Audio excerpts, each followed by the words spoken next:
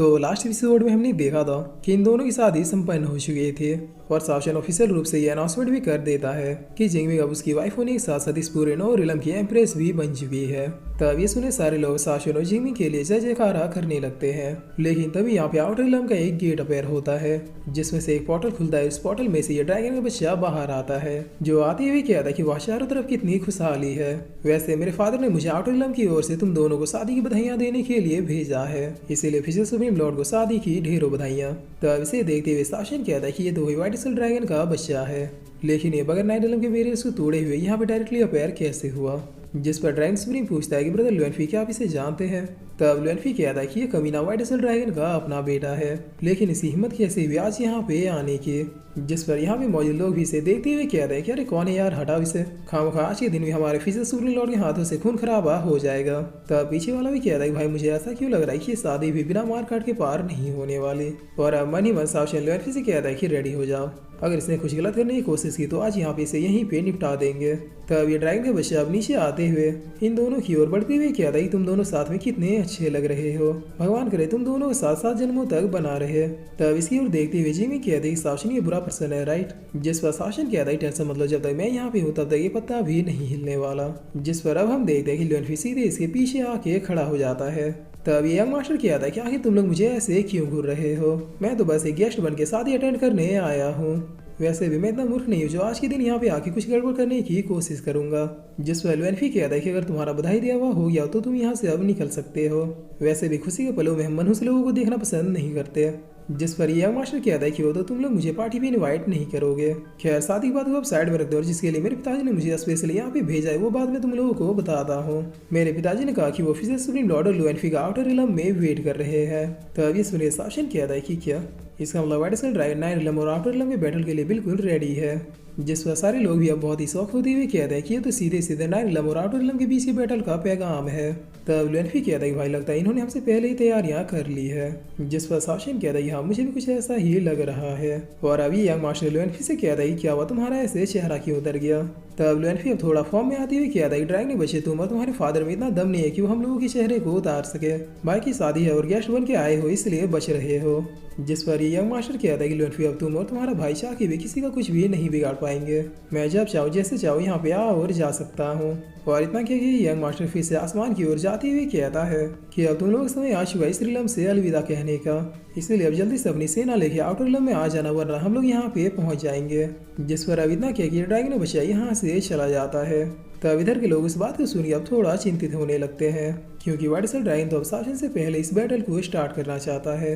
जिस पर अब ब्लैक ही कहता है कि ये कमीने हर खुशी के मौके पे किसी ग्रहण की तरह आके टपक जाते हैं। तब लुएनफी भी अपने मन में कहता है कि क्या ये व्हाइट स्कल ड्रैगन हमें चेकमेट करने की तैयारी कर रहा है।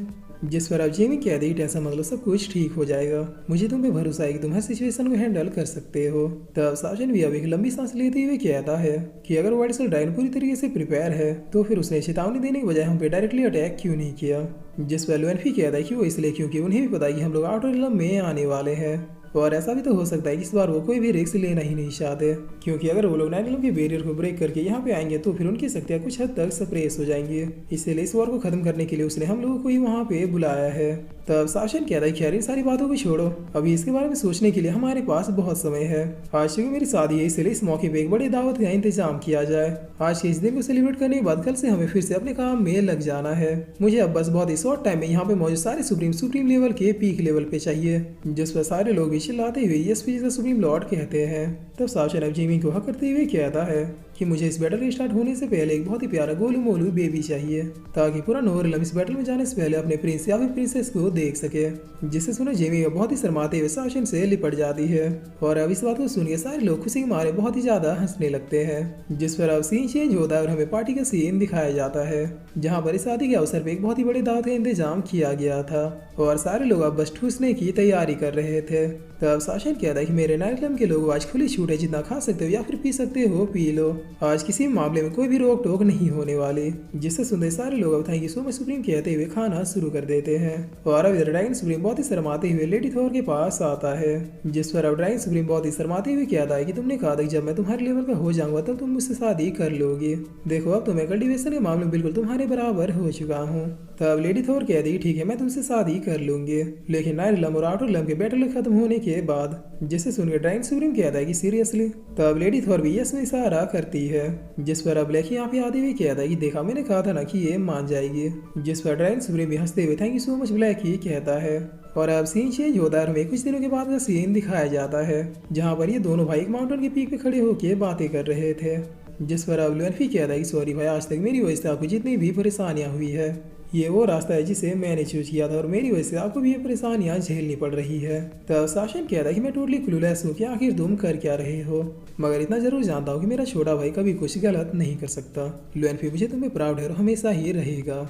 जिस पर लुएनफी कहता है कि भाई आप जैसे ही मेरी तारीफ करते हो पता नहीं क्यों मैं इमोशनल होने लगता हूँ। तब शासन कहता है कि वेल अब उन सारी बातों को छोड़ो, चलो जो करने आए हैं उसे करते हैं। जिस पर लुएनफी भी ओके भाई कहते हुए कहता है कि मैं लुएनफी फाइनली आज अपने सपनों को पूरा करूंगा। मैंने जो पाथ चूज किया था उसे आज कंप्लीट करने का टाइम आ चुका है। जिसके बाद ये दोनों भाई यहाँ से कहीं चले जाते हैं। और अब सीन चेंज होता है, हमें स्टोरी लाइनर बताता है कि उन दोनों भाइयों ने उस दिन क्या किया किसी को भी नहीं पता, लेकिन उन दोनों की वजह से उस दिन पूरा नोरिलम ही हिल गया था। आज उस दिन के बीते हुए लगभग 1 साल होने वाले हैं और इन 1 सालों में नोरिलम में बहुत कुछ बदला है। कल्टीवेटर्स ने इन बीते समय में बहुत ही हार्ड ट्रेनिंग की है। शासन ने भी अब एक बहुत ही मजबूत सेना खड़ी कर ली है, जिसमें उसके इशारों पे जान देने वाले सुप्रीम लेवल के कल्टीवेटर्स हैं। जिस पर अब तभी पूरे नोरिलम में एक न्यूबॉर्न बेबी की रोने की आवाज सुनाई देती है। तब एक डिसाइबल खुशी के मारे चिल्लाते हुए यहाँ पे आता है और सबसे कहता है कि बधाई हो, फाइनली आज हमारी एम्प्रेस ने एक बेबी को जन्म दिया है।